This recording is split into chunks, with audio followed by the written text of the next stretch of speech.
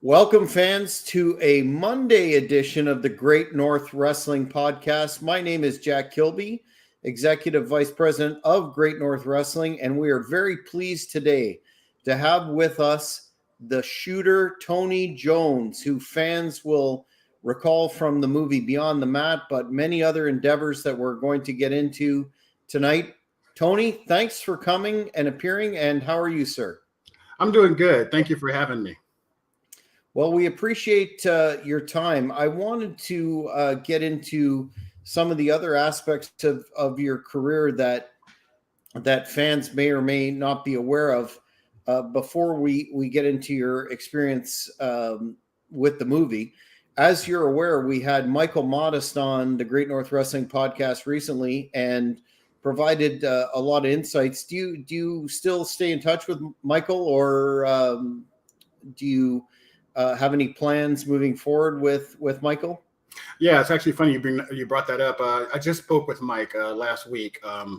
We're going to be getting together this weekend, which is the first time we've gotten together probably in about 2 or 3 years. Our schedules just don't really allow us much time to get together. Plus, I think he's about 4 hours away. So I'm going to be going up to see him this weekend. So I'm actually looking forward to it. It's the first time we've got a chance to hang out in some time. So yeah, we're good friends. So yeah, we stay in touch. But yeah, this will be the first time we've gotten together in a while.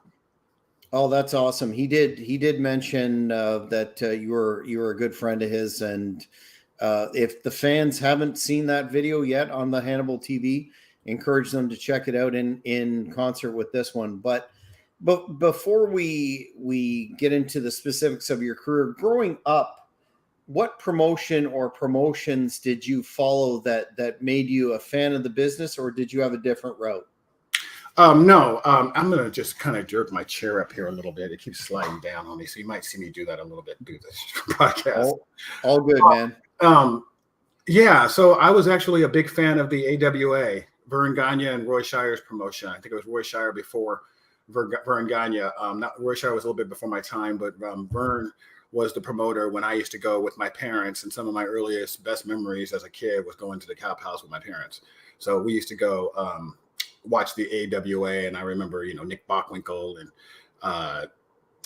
the earlier time, Ray Stevens, Pat Patterson, guys like that. So, and I grew up watching Georgia Championship Wrestling and early WWF, just like most of the guys. I went through the Hulk Hogan boom, where everybody went to WWF and WWF took off running. I've been a fan my whole life. Excellent.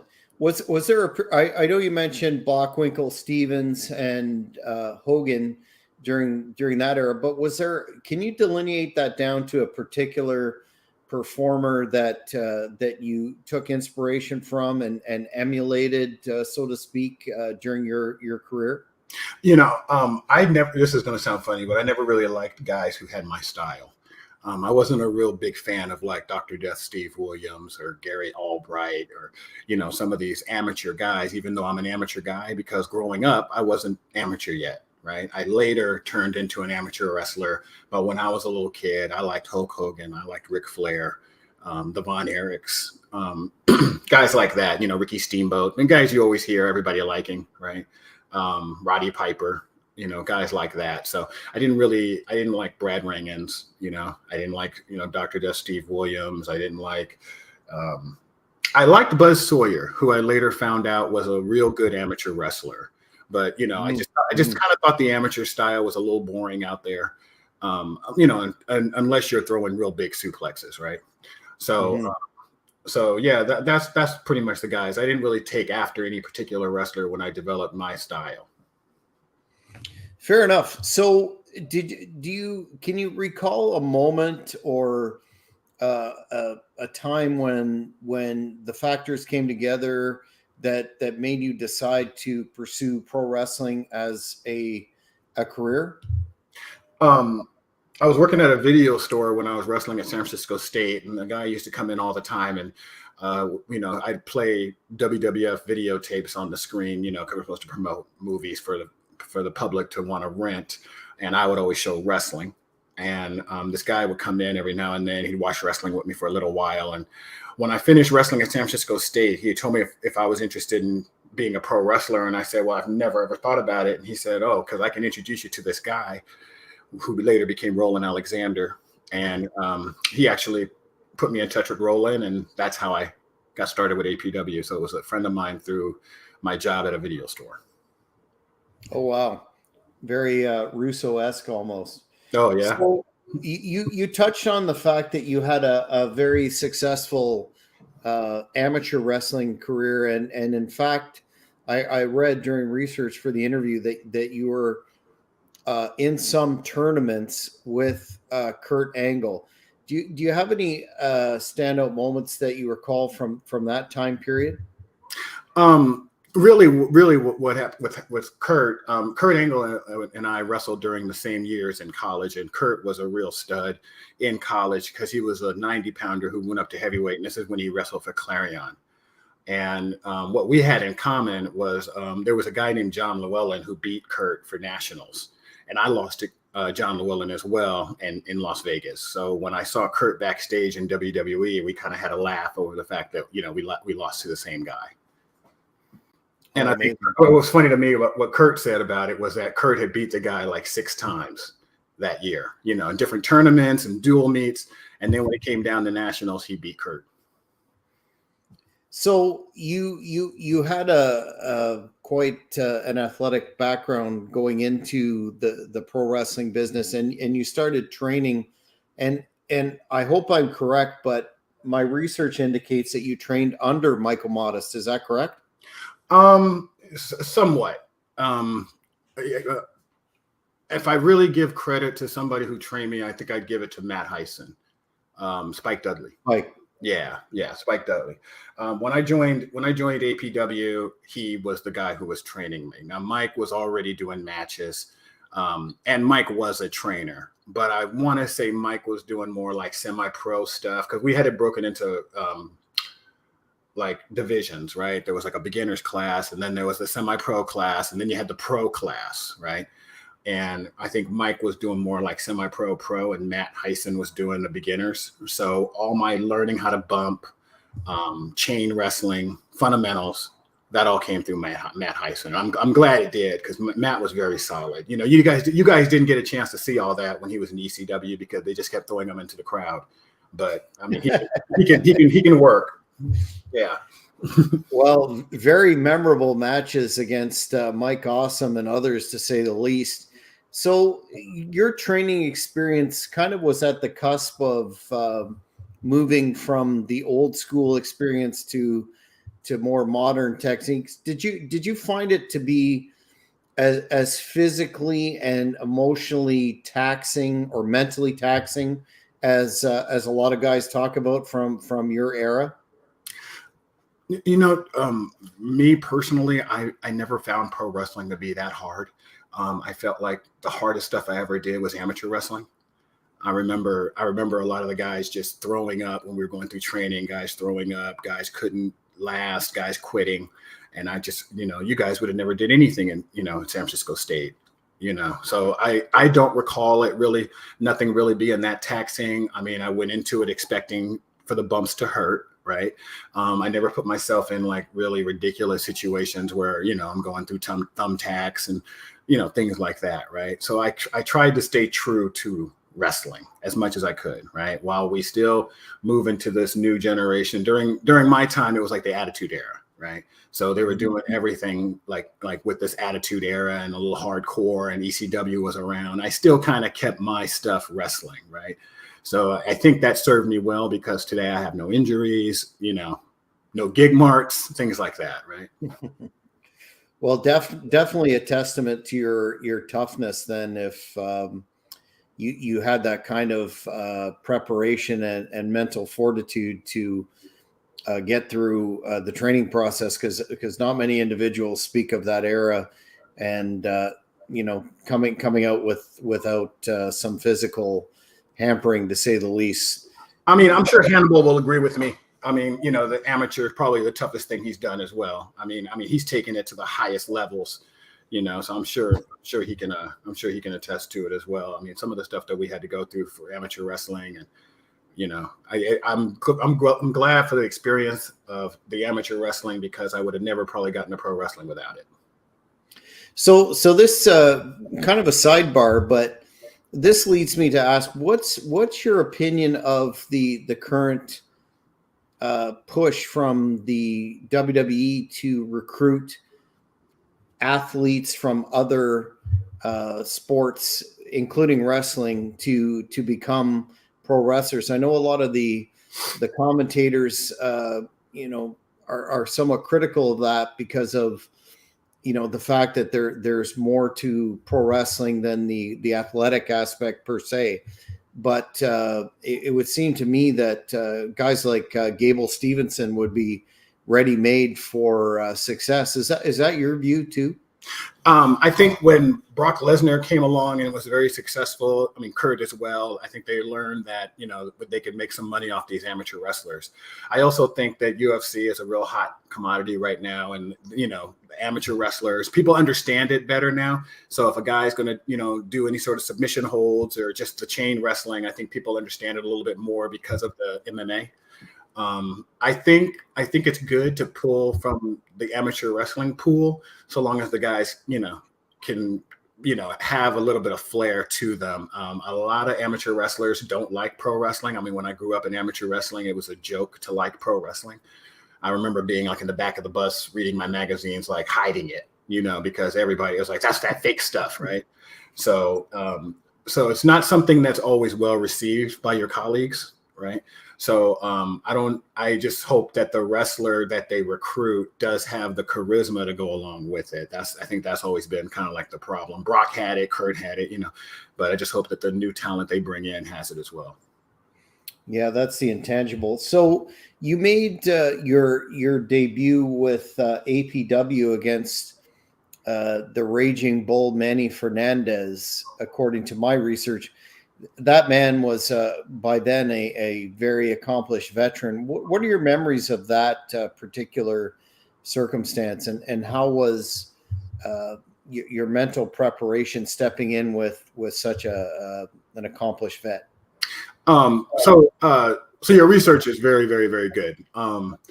He was actually my third pro match. My first pro match was against a guy named Ramon Garcia. And my second pro match was a guy named Jason Clay. And those are good friends of mine at APW. And then Roland threw me in there with Manny Fernandez.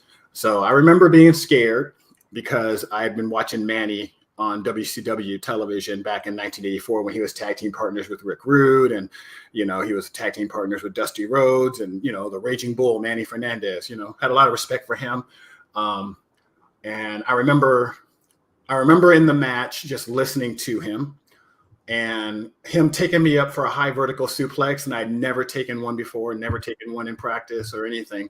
So he takes me up for the high vertical. And when he takes me up, I kind of like go up and I over rotate and I start coming down, and he's not ready for me. So as I start coming down, he kind of comes down with me real fast. As soon as he comes down, he whispers to me, "Don't come down until I tell you to." And I'm like, I couldn't help it. Right.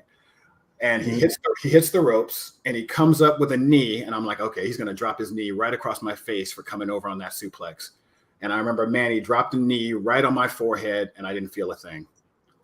So I just remember him being a real pro out there, getting a little upset with this rookie, and still not taking liberty on me, not hurting me. I ended up wrestling Manny a few years later when I got real seasoned, and he had said some funny things to me about being late in the locker room. So when I got out there, I was like, I'm going to play around with Manny a little bit.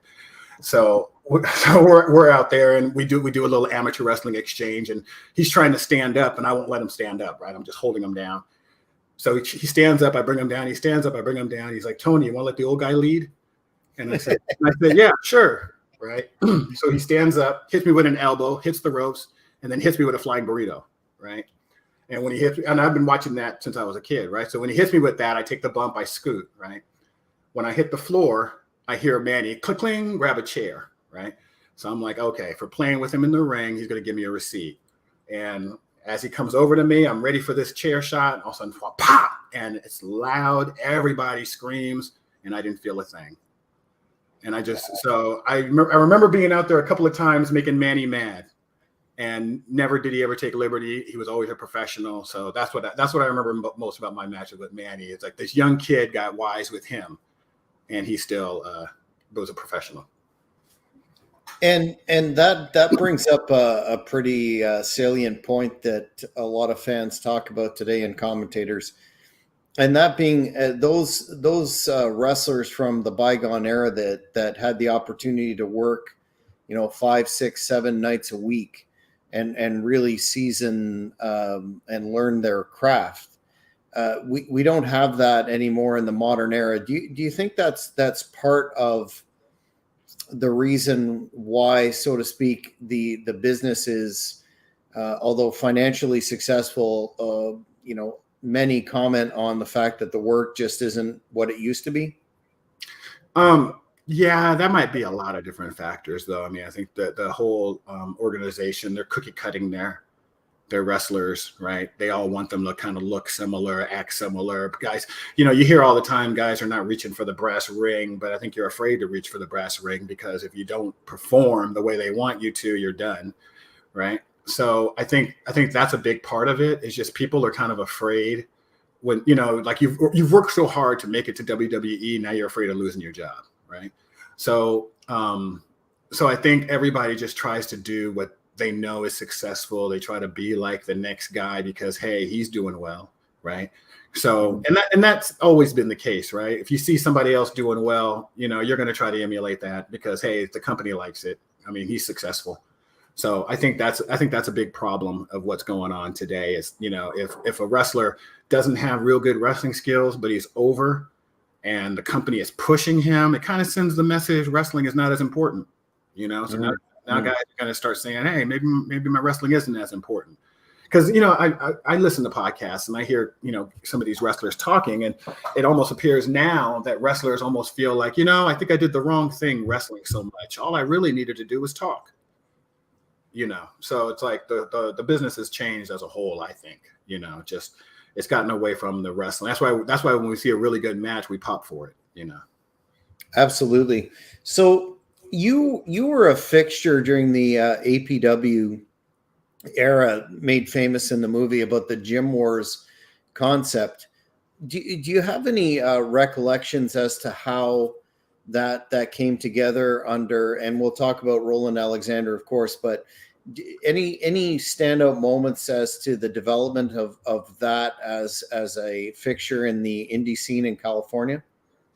I just remember Roland telling, because when Beyond the Mat came around, Mike and a few of the other guys had done a expose, Secrets of Pro Wrestling special that wasn't received too well in the business, right? People from the business kind of felt like, you're like the title says, you're exposing the business, right?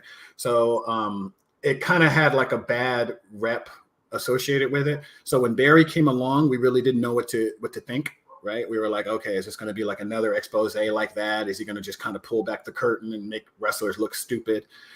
So we really didn't know how to handle it. I do remember Barry coming up to me telling me that he did want to do a piece on me. He said he wanted to do a piece on me. He wanted to do a piece on Mike Modest, and we had another guy that he was also interested in. His name was Gigolo Steve Rosano. So Steve had a falling out with Roland, and ended up working for XPW.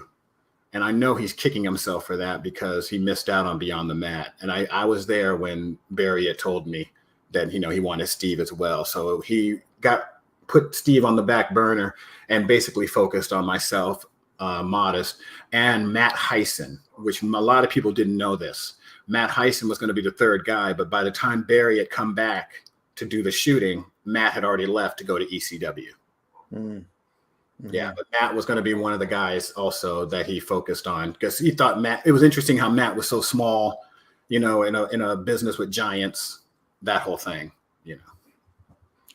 So you talked about the personality that, or touched on the personality that was the late Roland Alexander, and his his really capturing moment in Beyond the Mat as a personality. Modest, when we interviewed him, said that that really didn't capture who he was as a person. It was rather stereotypical portrayal as a sleazy promoter. What were your experiences dealing with Mr. Alexander? We had a love hate relationship. I mean, just like anybody else. I mean, and that's the honest to God truth. I'm not going to sit here and lie and say, oh yeah, no, we were great and Roland was the greatest guy in the world. No, Roland did make people mad. Roland did do things that sometimes came off selfish, right? But when we look at the big picture, right, in the greater scheme of things, right, he provided the platform for all of us to do what we could do in this business, right? If it wasn't for Roland, if it wasn't for APW, I would have never been in Beyond the Mat. I probably would have never, got into pro wrestling, right? So I heard Mike's comments on that, and I agree with him. But I'll say this much: I don't think we should feel sorry for Roland, because I've had several conversations with Roland after Beyond the Mat, and he said that was the greatest thing that ever happened to him. And he said that he doesn't care how he was portrayed. He thought it was great, and he thought it was entertaining how they played me and Roland against each other, right? Like, oh yeah, no, he doesn't pay people. It's like, oh, they're getting paid and they love it. That whole thing, right? So Roland said, oh, I love the fact that they did that. It made it interesting. Otherwise, we would have just been, these guys trying to get the shot in the WWF. It's like we made it look like we had our own inner promotion turmoil. So, Roland dug every piece of it, and his APW boot camp went through the roof when Beyond the Mat came out. So I don't feel sorry for Roland one bit. He was very happy to be in that movie, as well as myself and Mike. I just talked to Mike all the time, and I was like, we hit the lottery by being in that movie, because Barry had gone all over the country interviewing guys in all different promotions, and he picked us. Well, absolutely. And Beyond the Mat is, an iconic feature in the wrestling community, the classic wrestling community. Everybody's still talking about it and talking about Roland Alexander, and how many independent promoters out there have there been that don't have that name recognition or downright affection for their memory. I'm going to change gears on you just for a second, just to show you how big Roland got. So I ended up going and training. Terry Taylor was a good friend of mine, and Terry, when he was in WWE, he tried to get me in WWE. When he was in WCW, he tried to get me in WCW. And I remember he brought me over to the power plant. So I'm in there rolling around with Paul Orndorff, Mr. Wonderful. And when I was a kid, he was my favorite wrestler, right? And I just couldn't believe I'm in there with him. And he told me to throw some punches. When I threw some punches, he said, where were you trained? And I was kind of afraid to say APW, because at that point, Roland was known as being this guy that was always on the internet, always, your promotion sucks, my promotion is better. Your guys suck, my guys are better. So it was always like, it was sometimes hard for us to get bookings, because, nobody wanted to use the guys that Roland kept shoving down their throat, right? So when Paul Orndorff asked me where I was trained, I said I was trained in California. And he said, kid, I asked you where you were trained. And I said, I was trained at APW. And he said, isn't that the promoter that's always on the internet talking shit about people? Hope you can bleep that. And I said, yeah, that's him. He goes, well, you were trained right. And I remember telling Roland, I said, Paul, Mr. Wonderful Orndorff knows who you are. And he said that I was trained right. So if it wasn't for that movie, they wouldn't even know who he is. Yeah, what a huge compliment too, and shout out to Travis Orndorff, who's been on the Hannibal TV a couple of times, keeping his father's legacy alive. I think I saw that. I saw that. That was awesome. Yeah. Very, very engaging shoot interviews. So focusing now on, you've touched on how Beyond the Mat came about. I'm curious as to Modest again spoke of the match that you had and how that came together and really broke some new information out there in terms of what the difference between the way it was portrayed in the movie and what actually went down. I'd be very interested, and I know the fans are too, in terms of your recollection of that match, how it came together, what you went out there expecting, and the end result, so to speak. Now, Mike has a different perspective than I do. I actually heard the interview, and Mike has a little bit of a different perspective because Mike was the veteran. Okay, Mike, at that point, I think Mike had been wrestling probably 5 years at least, and I think I was within my first year. I mean, I hadn't even done a year worth of matches when I did my first WWF match, so I was really just happy to be there. And I was just, whatever you say, Mike, I'll be there for you. Mike's only thing I can't remember Mike saying to me over and over again, don't choke, don't choke. And I'm like, I'm like, I won't choke. I won't choke. I said, I wrestled in front of large crowds and shoot matches. I said, I won't choke. And he was like, okay, just don't choke, And I do remember one thing in particular Mike said he wanted to do. He said, I'm going to hit you with this move. He goes, I saw it on a Japanese video game. He said, you go for a power bomb, and then I'm going to kind of lift you backwards, and you're going to be like upside down. I'm going to tuck your head, and I'm going to drop to my butt, and that's going to be our finish. Now, if they pop like I think they should, that's going to be the finish. But if not, I'll pick you right up and I'll hit you with a Death Valley driver, and they'll pop for that. And I remember saying, okay, whatever, And Mike tucks me, drops me. We hear a big pop. Mike hooks my leg. Mike goes, we're going home. So that's how we ended the match. Now, I did hear the whole thing about Mike saying about the time cues and, things like that. I don't know as much about that. I do remember in the match, the referee saying, you guys have this much time, and Mike's arguing with the ref a little bit.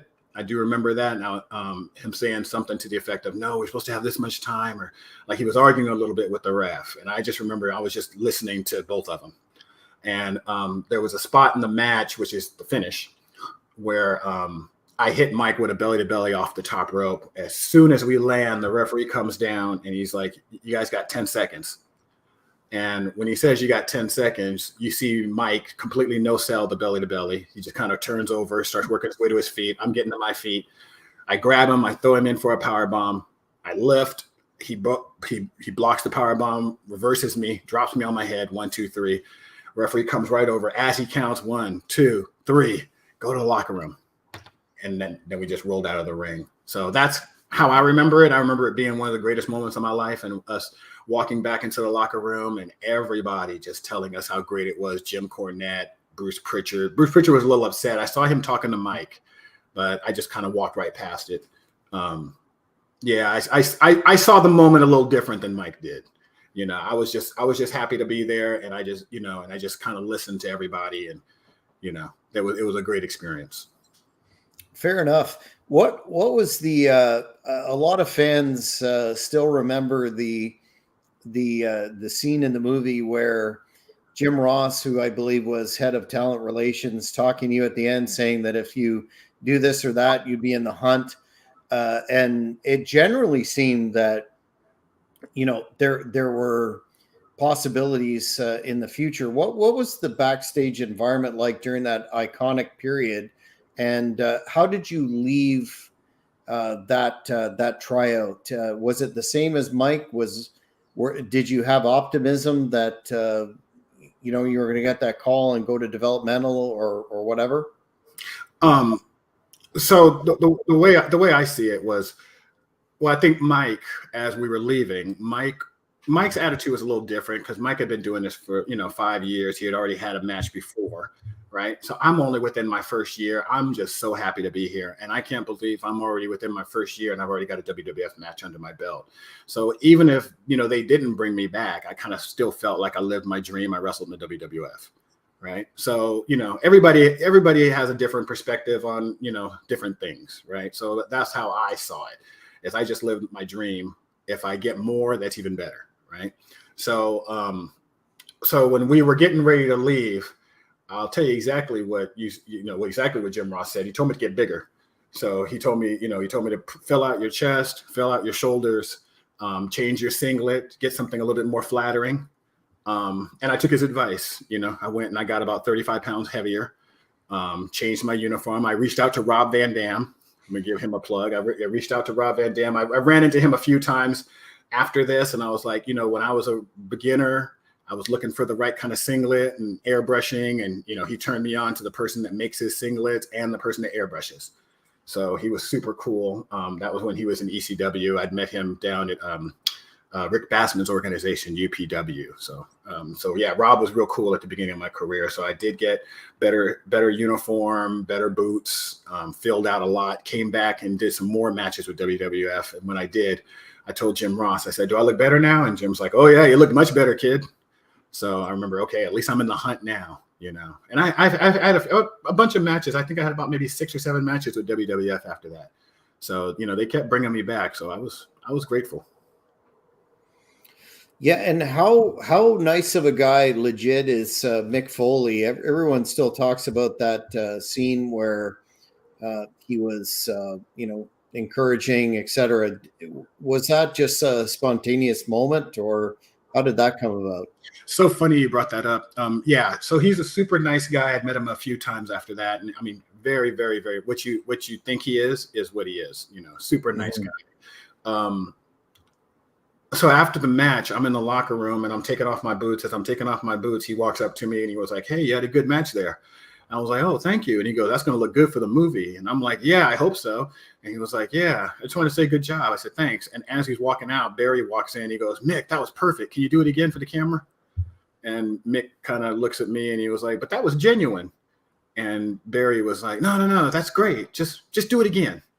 And then Mick says, "Okay." So Mick leaves the room. And then he comes in, and that's what you guys see for the movie. Mm-hmm. So he just kind of reenacted what he had done originally that wasn't filmed. So yes, he is a very nice guy because he did that with no cameras running. Yeah, big respect to a business that has a lot of sharks, and he definitely comes across as a genuine individual. So he asked Stone Cold Steve Austin how he thought, which never got put out there. I was so upset. He asked Stone Cold Steve Austin how I did. I could barely hear him because he was across the room, but the kid did good. I remember my first time, and you know, total Steve Austin character, and Steve Austin gives his insight. I think Triple H, I remember Triple H saying a few words. Yeah, they were very cool. I mean, they were very supportive. I mean, you know, who are these two young guys, these indie guys coming here, getting all the camera time, right? So I think they kind of watched and paid attention to our match, and I was so happy to hear the feedback. Yeah, definitely part of the reason as good people why they're legends. Yeah. So you had additional matches with the WWF. You did television work, et cetera, but you touched on earlier how you segued to the WCW power plant. How did that come about? So Terry Taylor was really trying to get me in there, and he was setting up another tryout, because I had gone to Connecticut before they started doing the Ohio Valley and the Deep South. I think it's Deep South. It was the developmental territories that they had. They had a little training facility in Connecticut, about like 2 or 3 miles away from Titan Towers. So they flew me out there for a 3-day tryout, and I was training with Batista. Batista and Alpha the Wild Samoan's son, Alpha Jr. So it was 3 of us out there, and we trained for like 3 days. And they brought the 2 of them up, right? They brought the 2 of them up, and I remember having great experiences with Batista. You know, he was super nice, very humble, came from the Bay Area like me. We got along really cool. He was very nice. I was happy to see how well he did, and is continuing to do, right? After that happened, Terry said, "Okay, Dr. Tom liked you. We got to go into like next phases and next steps. I'll let you know what's next." And then Terry got fired. So he ended up going to WCW. I waited a few months. Then I reached out to him in WCW and I said, "Is there anything you can do for me here?" He said, "Yeah, I can get you in over here now." So then he set me up some time to come to the power plant, and I spent some time in the power plant. Then he also set up another time for me to go to Vegas and try out in a closed arena, which I've never done before. It's always been in front of a live crowd. So there was nobody in the building. It was before a Thunder show. But it was really cool because he had some of the wrestlers come down. Eric Bischoff was there to watch me. Ric Flair, Sid Vicious, Scott Steiner. They were all around the ring, just kind of like talking to me, getting in there, doing a couple of things with me. So I thought that was probably more valuable than an actual, dark match in front of a crowd with one of your boys that that you're used to wrestling. So yeah, Terry Taylor was kind of instrumental in getting some of those opportunities for me. Did you ever segue that into matches for WCW, either dark or otherwise? No, Mike got a tryout. I mean, a match with he and Chris Daniels got a match on. I think it was Nitro or something. That was right around the time that I had done the power plant. So I was really happy to see those guys get that. But right when I was doing the WCW stuff in the power plant, I mean, they were getting ready to close their doors.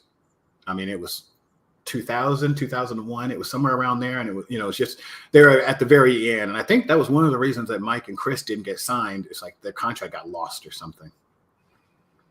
Yeah, unfortunate. So from there, you went to the infamous XPW promotion. Do you have any fond memories of your time there, or standout matches, opponents, etc.? Yeah. So when I did XPW, I did something that apparently nobody had ever done before. I worked UPW and XPW in sequence. And I didn't know that they didn't like each other, that they were in competition with each other. And Rick Bassman had told me, since you're not one of my guys, I'm not going to sit here and forbid you to do their show. But, if you're going to work for us, I don't want you working for XPW. And I said, that's fine. And Rick had more of a traditional wrestling company, right? So I was like, okay, I fit better in UPW than I do XPW. I'm not into the hardcore and everything. So I had told Kevin Kleinrock that before I'd come in, because I'd already done Beyond the Mat, and WWF was already kind of looking at me. And I said, I don't want to come in there, and I don't want to get hurt. I don't want to do anything where, blood is all over the place and things like that. I'm a wrestler. If we can't work within, those parameters, then maybe I just won't work for you guys. And Kevin Kleinrock told me, no, we can use wrestlers. We got enough hardcore and this and this. I said, okay, cool. So I go down there, and it was Rob Black who actually came up to me. I was sitting there with Abdullah Butcher, who insisted that I bleed that night. And I told him I'm not bleeding. And he was like, I want to see you bleed. I said, yeah, brother, I want to see that happening. And he looks over at Rob Black and he goes, this kid won't bleed, Rob. And Rob's like, nah, Tony's a wrestler. He goes, Tony, let me talk to you for a second. And I said, okay. So he takes me aside and he says, so you're going to be doing 3 shows with us. I got you working Tracy Smothers 2 nights. And then I got your boy Pogo the Clown, which was Joe Applebaum, a guy from APW who I'd been wrestling with. So I was like, okay, that's good. And he said, did I take care of you, Tony? Wrestlers. And I said, yes, thank you, Rob. So, XPW treated me great. I don't have anything bad to say about him. Rob was a real gentleman to me. I was actually in the angle against him. I think it was like Rob Black's Army or something like that. And I did a spot with Lizzie Borden, and, so he brought me in, and I was shot right into the main angle with him. So yeah, I had a great time, at XPW, and time with Tracy Smothers in there. I mean, I remember Sabu coming up to me afterwards saying, oh my God, you had a really good match with Tracy. So yeah, I think that did a lot for my career. That match, a lot of people saw that match. I wanted to ask you, maybe randomly, but you did some work with Vic Grimes. Yeah, you had a program with Vic Grimes, and wanted to know your impressions of working with him, as well as that infamous program that he had with New Jack. If you have any thoughts of that, and that really tremendous bump off the scaffold that you no doubt are aware of. Yeah. Vic is a friend of mine. I say he's a friend of mine. We actually trained together. We started out together. And a quick story about Vic. Vic, I give him all the respect in the world. Vic knew exactly what he wanted to do and what he wanted to be from the very beginning. I mean, we haven't even taken our first bump yet. And he was, Tony, do you know what your gimmick's going to be? And I said, no, I don't know what I'm doing yet. And he said, yeah, well, mine's going to be Vic Grimes, and I'm going to have a mask on, and I'm going to do crazy hardcore stuff, and I'm going to be from the backwoods of Arkansas. So he had this image and this character already, figured out before he even took his first bump. So he knew what he wanted to do, from the very beginning. And Vic and I had a lot of good matches together. Vic had done a shoot interview where he said there's only one guy that he'll let suplex him on the floor, and that's me. Because we had done a few matches where he trusted me to hit him with a German suplex on a hardwood basketball floor. And we had done that 3 different times. And we've had great matches together. I remember this is like, I don't know, when it very first happened. I remember seeing, I think it was Monday morning or something, that Saturday night there was a show in XPW, and I see a clip of Vic getting thrown off a scaffold by New Jack. So when I see him get thrown off the scaffold, I call him, right? So this is like Monday morning. So when I call him, his mother answers. And I'm like, hi, this is, Tony Jones. She's like, hi, Tony. I go, is Vic around? And she goes, yeah, he's right here. So she puts him on the phone. I'm like, Vic, are you okay? He goes, I'm in the hospital, brother. And I said, really? I go, what happened? He said, New Jack tried to kill me. So, so that's what happened. So, according to Vic, he said, everything was planned. Everything was planned, even the bump off the scaffold. But the part where he got shocked and then he just got thrown off, apparently that part wasn't supposed to happen. So, wow. Yeah, as I mentioned with the interview with Michael Modest, that bump, everybody talks about Foley off the top of the cage at King of the Ring, but that bump's got to be the most dangerous of all time. Okay.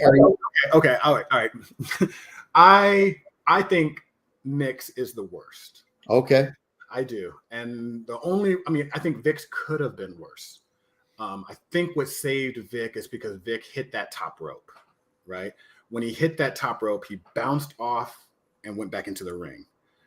Mick went completely off the cage and hit that table going 100 miles an hour. You know what I mean? With nothing stopping him at all. By the time Vic actually hit the mat, he had already slowed down that momentum because he bounced off. Thank God the ropes were there, right? Because if he would have missed those ropes, that would have been the sickest bump ever. And he probably would have been dead. True. And I remember seeing an interview with Terry Taylor, and Terry Taylor was talking about that, and Terry really put it in perspective. And Terry was like, what the hell are these guys doing? They're not stuntmen. And he said, and they're up there just wrestling around, and all of a sudden one guy falls off, and what if he had died? He goes, what if he died? What would they do? They'd push him to the side and they'd keep the show going forward. And he said, it's ridiculous. And I'm like, that is the truth. Yeah, absolutely. Very, very memorable from a fan's perspective, regardless. So, after this time frame, you continued to work. How did your career transpire from there? Did you continue to try? And I know it's a difficult time in the business with WCW closing down and basically WWE being the only game in town. But what were your goals in the 2000s? As the business started to kind of like cycle down and things started to change, I started to get older, right? And as I started getting older, I had a son and a daughter, right? And as they started to get a little bit older, right? I started feeling like I'm not around, I'm missing time. And why am I even doing this? I've already lived my dream. I've already done everything I wanted to do. And what if they offer me a contract? Do I really want that contract? Do I want to live in a hotel? Do I want to be on the road all the time? I like to, I at that point, I had my mother and I had my kids. And I just didn't want to feel like I was on the road and I could lose time with them or have somebody pass away and I'm not there. So I just did a lot of thinking and a lot of soul searching and kind of made the decision to kind of slow down the wrestling career and just kind of go back to work, and just say, I've lived my dream and I had a great time doing it. So my perspective on my pro wrestling career is different than, a lot of guys you might talk to, because I feel like I got more than I ever thought I would get out of it. Some guys don't feel like they got what they should have. Whereas I feel like I overachieved. Well, absolutely. The fans still remember you fondly and talk about the movie and your exploits. So you definitely made a mark. Wanted to get your impressions on the business as it is today. And I know we talked about it briefly earlier, but although financially more successful, or as successful, whatever way you want to quantify it, there doesn't seem to be. We've lost, when you were at your height, we had approximately 8-9 million people a week watching pro wrestling. Now we're lucky to get 2.5, et cetera combined. just wanted to get your impressions on the dichotomy between the financial success of the business and the fact that we have less casual fans and actually less hardcore fans, a lot of lapsed fans such as myself that really don't pay attention to the current product. Do you ever see it reconciling to the point where we appeal to a more mainstream audience again? Yeah, I forgot which wrestler said it, but he said something about old school wrestling fans, like wrestling fans, I guess, like our generation, are watching wrestling out of loyalty, which I thought was like an interesting take on it, right? It's like we probably don't even like the product as much anymore, but we just watch it because it's wrestling and we've been watching it for so long and we're fans of the product that even though we're not big fans of how the product is now, we're still a fan of the overall product. So we end up watching, and that's kind of like what I find myself being, right?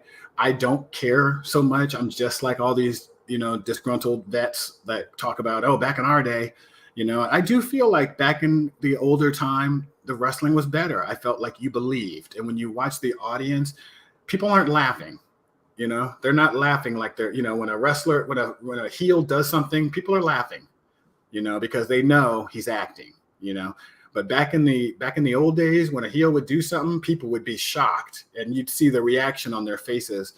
It's a different time, and I like the era where we believed. And I do think that it really did change when Vince came out and said it's all sports entertainment, because that's when the sport got bigger, because now people don't look at these big oaf men fighting each other, being brutal with each other, and this barroom brawl kind of a thing, right? It's controlled, it's choreographed. You're not going to see nothing too crazy because we got it all under control, right? So with people feeling like that now, my kids can watch. Oh, we can all go to the arenas, right? So it's a give and take. So because we do that, we lose the hardcores, right? Who love the wrestling and the violence of it, right? But people like me, I think, have moved over to like MMA, things like that, because I do love MMA. I do love wrestling, but it's different than what I trained to do. It's different than what I want it to be. I want it to be like the guys in the 70s and the 80s. What the guys are today, they're just, like I said, they're just cookie cut type of guys, and a lot of things are done now for shock value. And it's not just pro wrestling. I feel that way about movies. I feel that way about music. It's like things nowadays are done more for like, shock and, trying to get the most hits and trying to be the most outlandish. And, like I was talking to a couple of people who actually told me that they thought the Will Smith, Chris Rock thing was a work, because they're like, hey, and I said, why would that be a work? Who benefits from that? And they said, the award show. Maybe next year they'll tune in more, So that's where we've gotten to, right? You can't even believe anything anymore, right? It's like, oh, when the football player passed out, was that a work? Was it so that now people tune in to watch more football games? You never know what's going to happen. It's like, that's how things have gotten, right? Because now everything is done for shock. Everything is done for press, news. So I think that's hurt the wrestling business. But like I said, it's hurt everything. Just, I'll say this much for Vince. Vince does keep up with the times, because whatever seems to be going on, he keeps WWE right in the middle of it. He definitely doesn't seem like he owns an old school product. They seem new wave, upbeat, very, very with the times, and I just have a problem with that.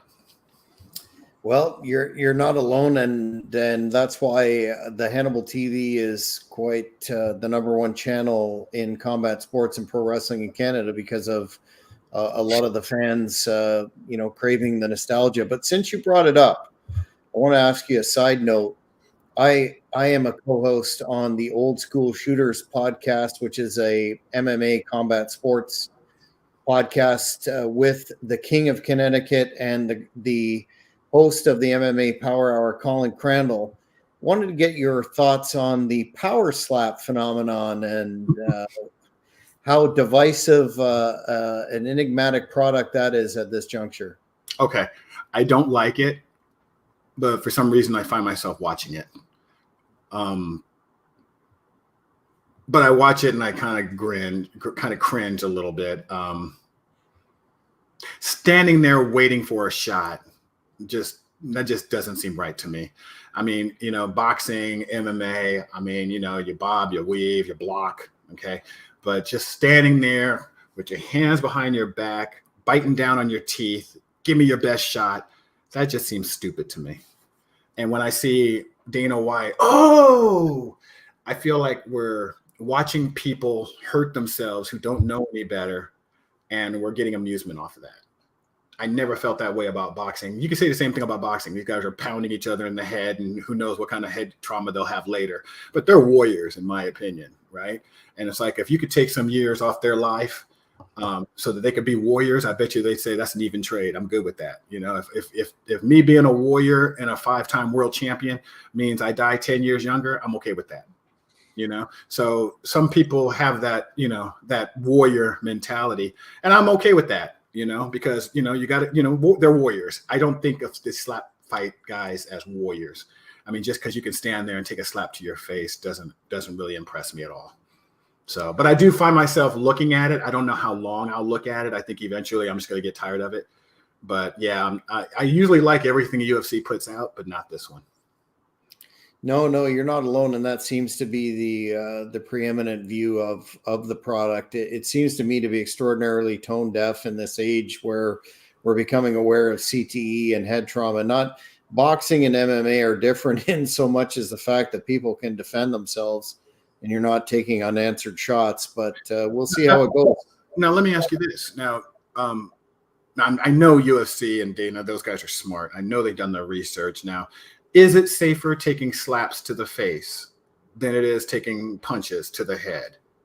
Like if you had to compare the two, is slap fighting safer? Apparently, the brain trauma is, according to the folks that we've interviewed and talked to, it's equivalent. Okay, same thing. Okay. Yeah, when you see the footage of the individual with the face swollen and obviously the broken bones in the side of the head, it's quite disturbing. But yeah, I remember I saw some guy who actually won a championship and his face was like stuck, like in a position, and he's sitting there with this. I don't know I think he had a trophy. It wasn't even like, I don't even think it wasn't a belt, or it was like a trophy. And he was like in this Motel 6 with somebody else with his face completely caved in. And I'm like, okay, that's the winner. Yeah, it's interesting. We interviewed Lights Out Lido, the MMA luminary who's now doing bare knuckle championship fights, and he brought up the dichotomy between the fact that bare knuckle is not legal when you can defend yourself, but this is. So we'll have to see how it goes. The ratings haven't been what they expected, but from what we're reading, the metrics on social media are quite impressive. I just don't know how that's monetized, but.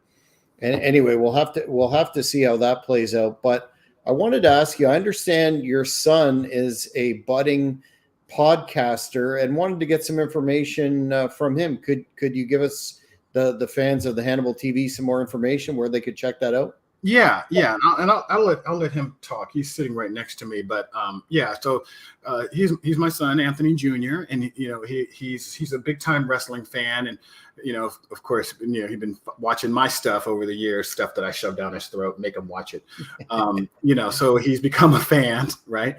And he watches AEW, he watches WWE, and he's going to be starting up his own podcast, and I told him, I'm going to be completely on board with it, and we're going to hope to get some heavy duty guests on his podcast as well, but he's just off to the side. I'll just let him kind of speak to you guys, but yeah, Anthony, you just go ahead and just tell them a little about yourself. Like what do you plan to do with your podcast? Excuse me. Hey Jack, how's it going? Good, sir. How are you? Pretty good. I was just going to ask before you explain your podcast and where the fans can find it, which we'll put in the description as well when it's up and running. What made you become obviously with your dad being a wrestler, what what ignited your interest in pro wrestling, and what do you find engaging about today's product? Yeah, so I don't know exactly what started it, but just growing up, I was watching it every now and then with my dad, and with my sister as well. And I feel like the first match that really got me like into wrestling was the Shawn Michaels versus Undertaker match at, I believe it was WrestleMania 25 or 6. It was his retirement match. And seeing that, I was like, wow, this is a big deal. Like, and I wonder, is Shawn Michaels going to finally beat Undertaker's streak? And of course, he didn't. But still, it was one of those matches where it was like, I wonder what's going to happen. It's the storyline. I think that's what hooked him. The storyline. Mm-hmm. Shawn Michaels. Can he do this? Right? Yeah. So, and of course, I watched a lot of different wrestling podcasts as well. I watched Hannibal TV. I watched Jim Cornette's. I watched different shows. The Insider with Dave and Brian, and Wrestle Talk, and I watched like a lot. He got a chance to meet Dave Meltzer at an APW show. It was very cool, and I remember Dave Meltzer just sitting there listening to him. He was talking about some of his favorite wrestlers and stuff, and Dave was like engaged. I'm like, wow, you got Dave's attention. Yeah, and that was really cool. Yeah, that's something. Mm-hmm. And yeah, just seeing all these different shows got me inspired to want to make a show of my own and potentially get some guests of my own and seeing what their perspectives are. And maybe even asking questions that they've never even gotten asked before. Well, we'll definitely keep an ear and an eye out for that, especially if you're of a generation that is, much more versed on the current product, and I think you can bring that to the table and skew it towards that demographic. Where will we be able to find your podcast? Can you give us some information, and we'll plug it right now? So the podcast will be it's in development right now, but I want to say it might be called AJDJENT. Along with my YouTube channel, that'd be also the name of it, AJDJENT. And I want to put it anywhere, whether it's Apple or Spotify or everywhere that podcasts are available. But for now, I might just have it mainly on YouTube.